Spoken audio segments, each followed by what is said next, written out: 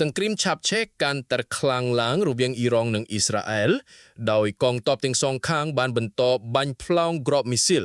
និងដ្រូនទៅវិញទៅមកកាលពីយប់ថ្ងៃទី16មិថុនា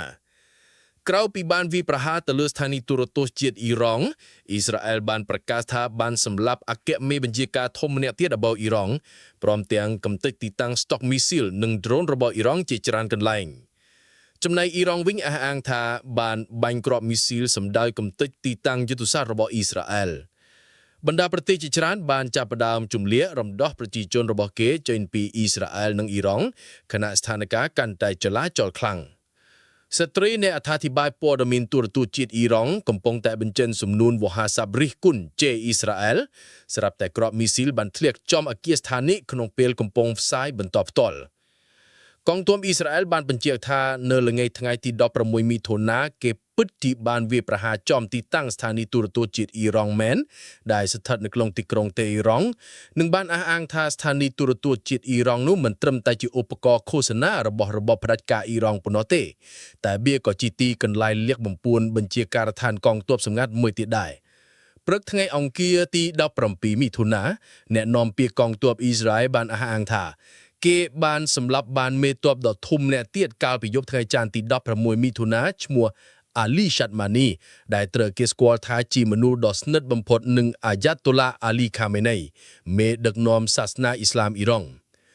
អាលីឆាត់ម៉ានីទើបតែត្រូវបានអាយ៉ាតូឡាអ៊ីរ៉ង់តែងតាំងឲ្យធ្វើជាអគ្គមេបញ្ជាការកំពូលនៃកងឆ្មាំបដិវត្តន៍អ៊ីរ៉ង់កាលពី4ថ្ងៃមុនប៉ុណ្ណោះដើម្បីជំនួសលោកហ្គូឡាមអាលីរ៉ាឈីតដែលត្រូវបានអ៊ីស្រាអែលបាញ់មីស៊ីលសម្លាប់កាលយប់ថ្ងៃទី13មិថុនា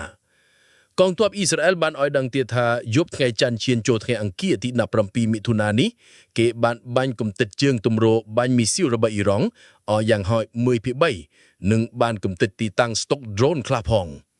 អ៊ីស្រាអែលបានប្រកាសអំពាវនាវប្រាប់ឲ្យប្រជាជនអ៊ីរ៉ង់ភៀសខ្លួនចេញពីតំបន់ភាគខាងជើងនិងខាងកើតទីក្រុងតេអ៊ីរ៉ង់ព្រោះអ៊ីស្រាអែលអាចនឹងបន្តវាយប្រហារនៅត្រង់កន្លែងនោះ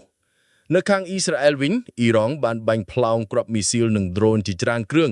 កាលពីយប់ថ្ងៃច័ន្ទសម្ដៅមកលើទីក្រុង Tel Aviv និងទីក្រុងកំពង់ផែ Haifa អ៊ីរ៉ង់អះអាងថាបានវាយប្រហារចំគោលដៅយុទ្ធសាស្ត្ររបស់អ៊ីស្រាអែលដែលមានដូចជាទីតាំងរបស់ក្រុមស៊ើបការសម្ងាត់ម៉ូសាដជាដើមដ្រូននិងមីស៊ីលបាឡីស្ទិកអ៊ីរ៉ង់ខ្លះបានឆ្លងផុតសំណាញ់ខែលការពារផ្លូវអាកាសរបស់អ៊ីស្រាអែលហើយបានធ្លាក់ចំអគារជាច្រើនកន្លែងអ៊ីរ៉ង់អះអាងទៀតថានឹងបាញ់គ្រាប់មីស៊ីលមកអ៊ីស្រាអែលកាន់តែច្រើនថែមទៀតលោកណាអ៊ីស្រាអែលមិនជប់វាយប្រហារអ៊ីរ៉ង់នោះព្រឹកខែអង្គារទី17មិថុនាអ្នករាយការណ៍ព័ត៌មានបានអះអាងថាបានឮសំឡេងផ្ទុះជាបន្តបន្ទាប់នៅទីក្រុង Tel Aviv និងតំបន់ជុំវិញគួរបញ្ជាក់ថាគិតត្រឹមព្រឹកថ្ងៃអង្គារទី17មិថុនាសង្គ្រាមផ្លូវអាកាសរបស់អ៊ីស្រាអែលនិងអ៊ីរ៉ង់បានសម្លាប់មនុស្សប្រមាណ224នាក់នៅខាងអ៊ីរ៉ង់ចំណែកអ៊ីស្រាអែលមានស្លាប់យ៉ាងហោច24នាក់ភាពចលាចលបានចាប់ផ្ដើមកើតមាននៅអ៊ីរ៉ង់ពិសេសនៅរាជធានីតេអ៊ីរ៉ង់និងតំបន់ជុំវិញដែលសម្បូរទៅដោយទីតាំងយោធាទីតាំងស្តុកប្រេងនិងទីតាំងធំផ្សេងទៀតនៃរបបផ្ដាច់ការអ៊ីរ៉ង់ដែលអ៊ីស្រាអែលអាចនឹងវាយប្រហារផ្អែករូបភាពទីច្រើនតាមបណ្ដាញសង្គមគេសង្កេតឃើញមនុស្សជាច្រើនបន្តកន្ទុយគ្នាចាំចាក់សាំងរថយន្តដើម្បីធ្វើដំណើរចាក់ចេញឆ្ងាយនិងមានប្រជាជនអ៊ីរ៉ង់ខ្លះទៀតបានភៀសខ្លួនទៅប្រទេសក្បែរគ្នាដូចជាទូគីជាដើមនៅឯជំនួបកំពូល G7 នៅប្រទេសកាណាដាថ្នាក់ដឹកនាំប្រទេសសេដ្ឋកិច្ចនាំមុខទាំង7បានអំពាវនាវឲ្យគូសហត្រូវទាំងពីរអ៊ីរ៉ង់អ៊ីស្រាអែលត្រូវតែអត់ធ្មត់រៀងៗខ្លួនដើម្បីការពារអាយុជីវិតប្រជាជនស៊ីវិលទាំងសងខាងតែទន្ទឹមគ្នានេះថ្នាក់ដឹកនាំ G7 បានទទួលស្គាល់ថាអ៊ីស្រាអែលមានសិទ្ធិវាយប្រហារដើម្បីការពារខ្លួនព្រោះតែរបបផ្ដាច់ការអ៊ីរ៉ង់នោះគឺជាមេបង្កបញ្ហានិងអស្ថិរភាពជាច្រើននៅតំបន់ដើមបុភា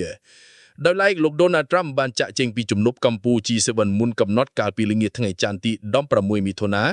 ដោយអះអាងថាលោកមានរឿងបន្ទាន់និងធំបំផុតដែលត្រូវចាត់ចែងមុននឹងឡើងយន្តហោះលោក Donald Trump បានបញ្ជាប្រាប់ឲ្យប្រជាជនអ៊ីរ៉ង់ត្រូវតែភៀសខ្លួនរកកម្លាំងជ្រកលោក Donald Trump បានបង្ហោះសារទៀតថាបើអ៊ីរ៉ង់ចុះហត្ថលេខាលើកិច្ចព្រមព្រៀងនុយក្លេអ៊ែរជាមួយលោកមិនលេះរួចបាត់ទៅហើយលោករដ្ឋមន្ត្រីការពារជាតិអាមេរិកវិញបានឲ្យដឹងថា